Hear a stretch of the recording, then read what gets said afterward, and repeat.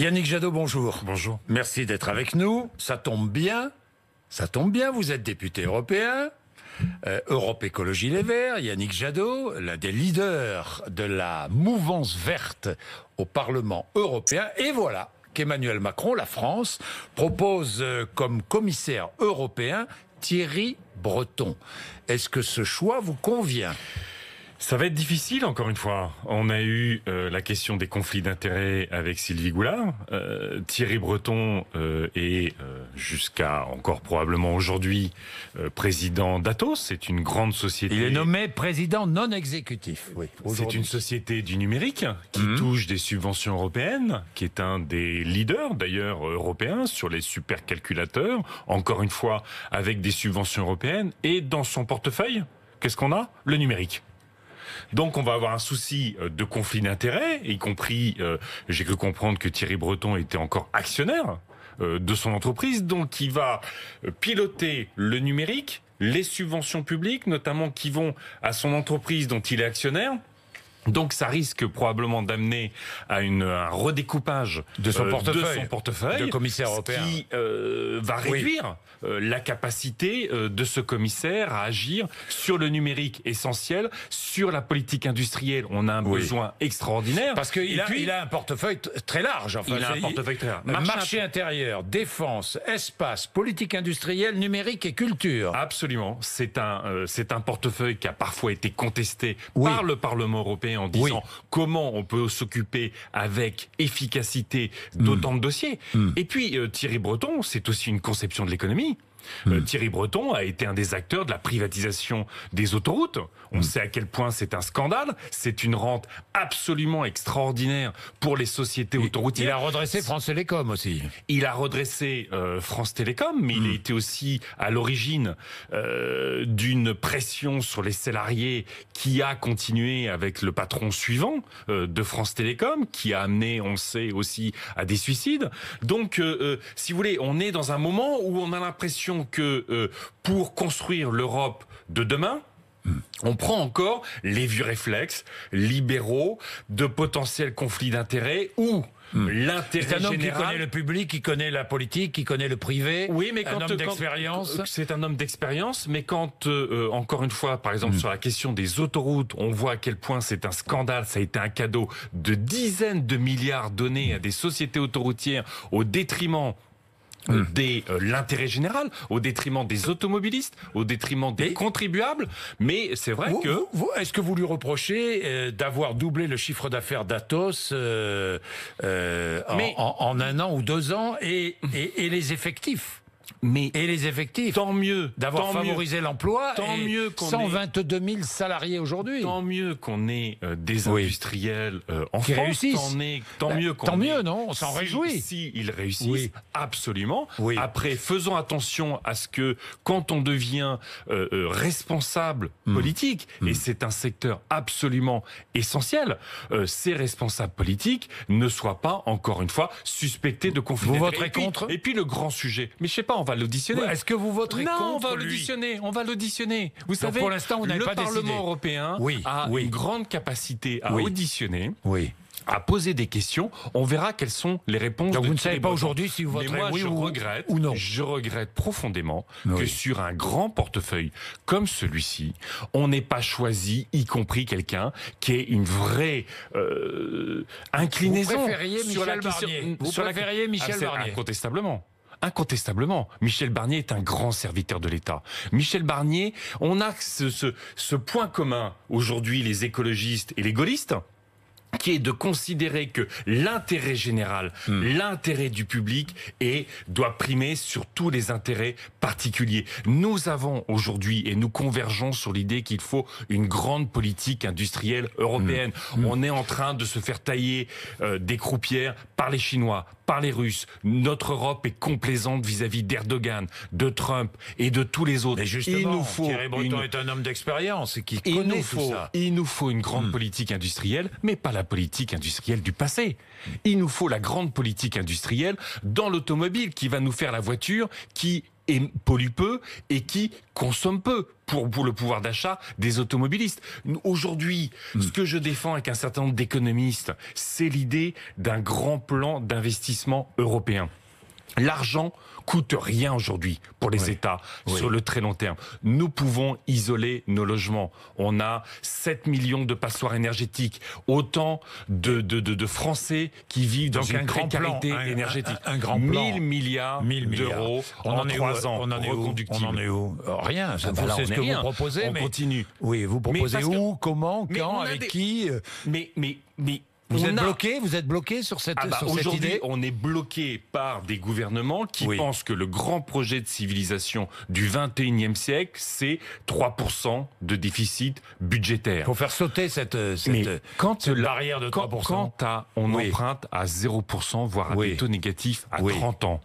Quand aujourd'hui c'est rentable d'isoler les logements, ça va rapporter de l'argent. Donc il faut s'endetter. Il faut s'endetter parce que c'est rentable, parce que c'est de l'investissement. Regardez la santé, l'éducation, je l'ai dit, l'isolation des logements, c'est des centaines d'euros d'économie par ménage. C'est, si on attaque les passoires énergétiques dans notre pays, 7 millions de passoires énergétiques, 130 000 emplois créés dans nos quartiers, dans nos zones rurales. Si on met enfin le paquet sur les énergies renouvelables, c'est de la valeur ajoutée des entreprises sur tous nos territoires. Si on investit sur les transports collectifs, c'est moins de pollution, encore une fois des gains de pouvoir d'achat et du confort. À condition qu'ils roulent. Mais vous savez comment s'organise les transports collectifs? Vous savez comment s'organise l'obsolescence programmée des transports collectifs? Vous commencez à ne plus respecter les horaires. Vous commencez à réduire le confort, vous commencez à sous-investir sur la maintenance. Et à la fin, vous avez un rapport de la Cour des comptes qui dit « Ah bah regardez, c'est marrant, il y a moins de passagers ». Oui, dans les TER. Évidemment, parce qu'à la fin, les gens ils préfèrent prendre leur bagnole que des TER qui passent plus, qui sont pas confortables. Et donc attendez, ou qui ne roulent pas parce qu'il y a des grèves, ou qui ne sont pas à l'heure. Mais parce que moi, comme tous les Yannick Français, Jadot, je veux des services publics. Vous avez été choqué par ce qui s'est passé ou pas à la SNCF? Non. Dites-moi. Ça dépend quelle est la question. Choqué quoi? Non, mais je vous pose la question comme ça volontairement. Moi, je suis choqué. Par quoi? Moi, je suis choqué. Oui, allez-y. Qu'un conducteur de TER qui a un accident une fois de plus sur un passage à niveau, qui est blessé, soit seul pour aller faire l'alerte, soit seul pour éviter une énième collision, soit seul pour s'occuper de nos... Est-ce qu'à un moment donné dans notre pays, on va arrêter de regarder les enseignants dans le burn-out, les personnels... Non, c'est ça le sujet, monsieur Bourdin. En ce qui concerne le train, les personnels soignants, les policiers, les pompiers... et les gens de la SNCF, tout ce qui fait le transport public, tout ce qui font les services publics, donc notre cohésion, donc notre pacte républicain, donc notre capacité à vivre ensemble, est-ce qu'on va arrêter de les saboter? Mais partout en Europe, ces trains roulent avec un seul conducteur. Mais partout, non? Pas partout en Europe, absolument pas partout en Europe. Et puis regardez, c'est peut-être pas la raison. C'est peut-être pas la raison. Regardez, vous vous souvenez le Brexit? Vous vous souvenez le Brexit? C'était quoi les deux sujets? Je vais vous parler du Brexit. C'était quoi le sujet? C'était la santé. Oui. Les Brexiteurs, qu'est-ce qu'ils ont dit? Ils ont dit, il faut arrêter de donner de l'argent à l'Europe pour protéger la santé. Le cœur du débat en Grande-Bretagne à l'époque, c'était d'instrumentaliser l'effondrement des services publics avec la xénophobie. Est-ce qu'on veut aussi dans notre pays qu'à un moment donné, tous les populismes gagnent parce qu'on aura sacrifié ce qui nous fait vivre ensemble, parce qu'on aura sacrifié l'armée de la République? Les enseignants, les policiers, les pompiers. Donc le droit de retrait les personnels de santé national était justifié pour vous? Bien sûr. Totalement justifié. Mais le jour où on n'aura pas quelques dizaines de blessés légers, mais on aura quelques dizaines de morts, là d'un seul coup on se dira, est-ce qu'on n'a pas sacrifié la relation humaine au service public? Moi je connais plein de personnes âgées. On leur dit, écoutez, on va numériser les services publics. Comment ils font? Comment ils font quand ils veulent avoir accès à un service public? Ils ont accès à une boîte vocale totalement débile qui nous emmène étape après étape dans une sorte d'impasse où on ne sait plus comment en sortir. Nous devons remettre le service public au cœur de notre société. Nous ne devons pas simplement prendre soin des personnes qui y travaillent, avoir de la reconnaissance vis-à-vis des personnes, les payer dignement. Mais nous devons d'avoir une société qui fonctionne bien. Et ça, ce sont les services publics, c'est notre modèle social. Je reviens sur le Brexit. Pas de Brexit le 31 octobre. Oui. Hein. On est bien d'accord, c'est fini. Hein. L'idée du 31 octobre, pour la première fois depuis le référendum de 2016, les députés britanniques ont voté en faveur d'un accord de sortie de l'Union européenne. Donc la sortie, finalement, ça y est, c'est en route. Délai de 3 mois. Vous êtes favorable à un délai de 3 mois? Il faut un délai. Jusqu'au 31 janvier. Il faut un délai, s'il leur faut, jusqu'au 31 janvier pour adopter à la fois le deal et la loi d'application de ce deal. Vous savez, nous les écolos, comme tout pro-européen, ce Brexit est une catastrophe. C'est quand même l'idée que dans un monde tellement interdépendant, avec les menaces de la Chine, avec les menaces de la Turquie, le comportement, l'idée de s'isoler du monde, l'idée de fermer le continent à ses enfants, pour nous, c'est une absolue absurdité. Mais il faut éviter le no deal, parce que ce serait une catastrophe pour les Britanniques. Donc, il vaut mieux un accord, même imparfait, qu'un no deal. Il vaut mieux un accord, même imparfait. Il vaut mieux une sortie organisée du Royaume-Uni. Mais vous vous rendez compte que le Royaume-Uni... Accordons ce délai au Royaume-Uni. Accordons ce délai au Royaume-Uni. Le Royaume-Uni va sortir de l'Union européenne, ce qui est une faute politique majeure liée à la médiocrité du personnel politique britannique. Moi, j'étais à Londres la semaine dernière. Vous avez dans toutes les librairies le bouquin de David Cameron.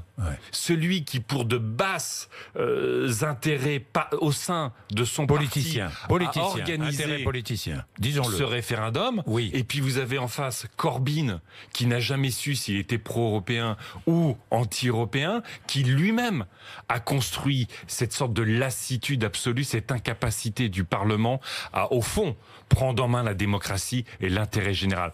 Donc il va falloir faire ça, mais, encore une fois, n'oublions pas que s'il y a eu plein de débats qui étaient très britanniques sur ce référendum, c'est aussi des jeunes qui se sont pas mobilisés à ce moment-là pour aller voter pour l'Europe. Donc notre responsabilité pour le Brexit. Hein. Quand je dis qu'il faut investir en Europe sur le climat, sur le modèle agricole, sur nos transports collectifs, sur une industrie digne de ce nom, c'est aussi pour éviter que Salvini reprenne le pouvoir en Italie et que les populismes gagnent partout en Europe. Yannick Jadot, du 2 au 13 décembre, doit se tenir la COP25 au Chili. Vous demandez le boycott, le transfert de cette COP25 du Chili vers Bonn en Allemagne. Pourquoi ? Absolument.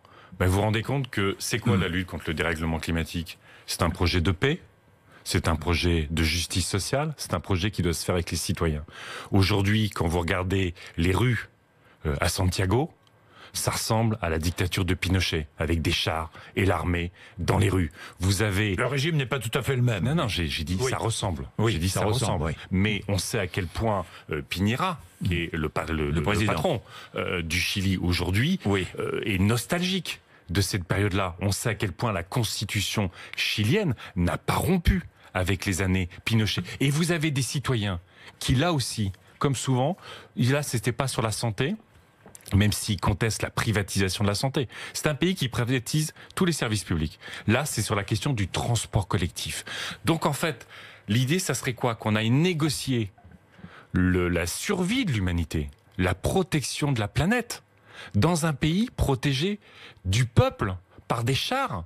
Ça peut pas être ça, la négociation sur les climats. Alors c'est vrai que moi j'ai proposé avec les écologistes que on déplace la COP25, qu'elle se situe pas dans un pays où on va être protégé pour négocier des chars parce que le peuple est en train de se battre pour les services publics, mais qu'on la fasse soit dans un pays voisin qui est une démocratie, soit qu'on la fasse au siège de la Convention des Nations Unies sur les changements climatiques à Bonn. Encore une fois, la lutte contre le dérèglement climatique, vous savez, c'est la 25e COP. 25e sommet mondial sur le climat. C'est dire qu'on n'a pas beaucoup avancé depuis. Pour beaucoup d'Européens, comme beaucoup de citoyens du monde, ils savent plus trop à quoi servent ces sommets mondiaux. Si en plus on a l'impression de le faire contre les citoyens, ça sera la pire des images que nous pourrons donner. Alors regardons ce que fait le Parlement européen qui a connu un succès sur la protection des abeilles. Et là, il y avait presque unanimité politique parce que j'ai vu des députés de tous bords voter leur opposition aux méthodes d'évaluation des pesticides jugées insuffisantes. pour préserver les abeilles. Ça montre que ce Parlement européen, parfois, on peut en être fier. Oui. On peut en être fier quand contre la Commission européenne et surtout contre certains États membres qui sont complices du lobby des pesticides. Pas la France. Pas la France. Sur la question des néonicotinoïdes, la France fait le boulot, incontestablement. Oui. Pas toujours sur la question des pesticides, malheureusement, mais sur la question des néonicotinoïdes, vous savez, ces substances chimiques qui tuent les d'abeilles, la France fait le boulot. Mais là, c'est l'idée que on sait à quel point toutes les populations d'abeilles sont menacées, terriblement menacées. On a des apiculteurs qui quittent leur formidable métier. Ce sont des producteurs de nature, ce sont des sentinelles de la biodiversité qui quittent ce métier parce que leurs abeilles meurent des pesticides. Et bien là, le Parlement européen a dit, nous voulons connaître tous les impacts sur les abeilles des pesticides. Et là encore, moi j'aimerais que ce Parlement européen il se mobilise de la même façon pour que la PAC, la politique agricole commune, que nous allons définir dans les semaines, dans les mois qui viennent, que ce ne soit pas une PAC qui serve encore les pesticides, qui serve encore l'agroalimentaire, qui serve encore la chimie, mais que ce soit une PAC des paysans. Une PAC qui remet des paysans dans nos campagnes. Une PAC qui... C'est-à-dire une redistribution vers les fermes. Des versements vers européens. Les fermes, exactement. Aujourd'hui, 80% de la PAC va vers les 20% d'agriculteurs. Vous faites de l'agribashing, ça y est, vous faites de l'agribashing. C'est terrible. Vous avez entendu les agriculteurs qui vous disent, mais vous êtes responsables, vous les écologistes, de notre situation. Je trouve ça scandaleux.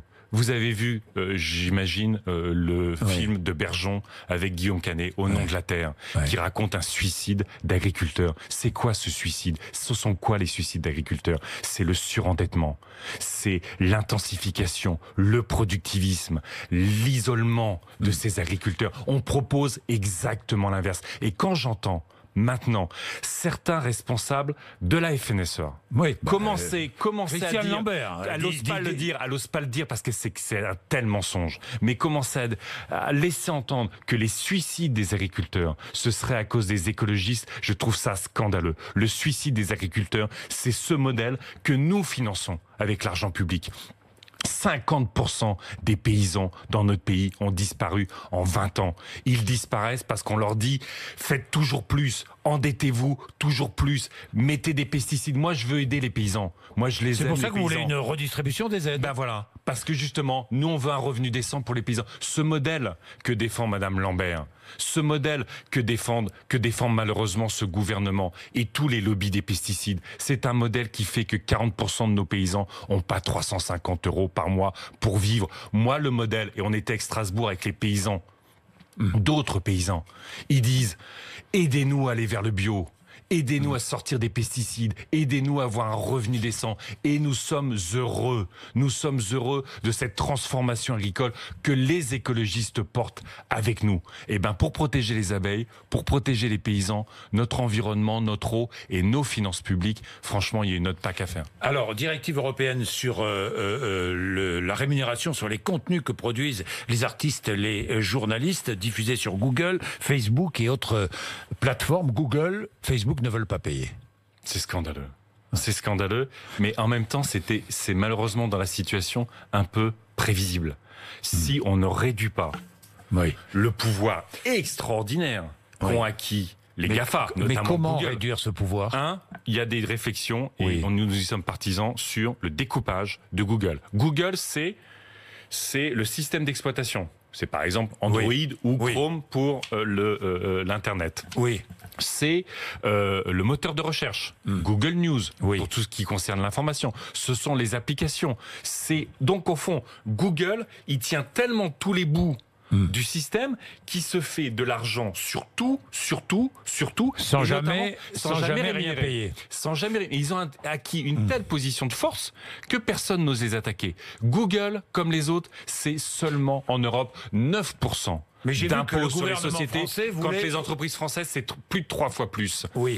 Donc on a imposons à Google comment faire le respect de ce qui a été l'esprit de la loi européenne de rémunérer les médias correctement. Mais nous, ce qu'on a toujours défendu, c'est l'idée que les médias se mettent ensemble face à Google, qui est une taxation des GAFA et que, comme on fait pour la SACEM, quand une télé, une radio diffuse de la musique, vous avez quelque chose qui est payé à la SACEM qui est réparti à fonction des auteurs. Trouvons un même système. Et puis, une loi par la loi, ça passe par la loi. Mais qu'il soit un système de rémunération de la presse. Parce que tant qu'on sera dans un système où vous avez les GAFA ultra puissants et de la presse qui ne vit que de la publicité, pas de la vente de son travail, mais de la publicité qu'elle génère, on sera dans un système tordu et à la fin, c'est la démocratie qui paye les pots cassés et nous tous. Yannick Jadot, j'ai une dernière question sur les municipales. Des alliances privilégiées avec le PS et le Parti communiste français ou pas ? Ce que nous faisons dans la quasi-totalité de toutes les villes, c'est de réunir les citoyens, parfois d'autres forces politiques, autour du projet écolo. Et moi, vous savez, on vient d'avoir une candidate à Perpignan. Agnès Langevin, pour gagner la mairie contre l'extrême droite et Louis Alliot. Nous avons Anne Vigneault à Besançon. Quelles sont les grandes villes que vous espérez gagner ? On espère, mais Bordeaux, pas simplement. Montpellier, Besançon, Nantes, Nancy, je vous en donne quelques-unes. On se donne les moyens de gagner le maximum de villes, mais pas simplement les grandes villes. Moi, je veux gagner des villes moyennes. Des alliances à gauche ? Mais non, on l'a réuni autour du projet écolo. Vous avez plein d'acteurs qui viennent de partout. Vous avez des forces politiques qui parfois rejoignent ce rassemblement écolo, mais pas simplement. Vous avez des entrepreneurs, vous avez des acteurs associatifs, vous avez des citoyens qui tous considèrent aujourd'hui que l'écologie, c'est la réponse aux difficultés du quotidien, mais c'est aussi ce qui nous permet de nous projeter dans l'avenir avec un peu de sérénité. Regardez les événements cévenols ou méditerranéens, s'il n'y a pas une urgence absolue à lutter contre le dérèglement climatique, à protéger nos agriculteurs, nos terres agricoles, franchement, je ne vois pas ce qu'il y a d'autre. Transport public, services publics, climat, logement, urbanisme, tout ça, ce sont les écolos qui le portent pour que, enfin, on agisse pour nos concitoyens dans l'intérêt général, dans leur intérêt. Merci Yannick Jadot. Merci. 8h55, RMC, BFM TV.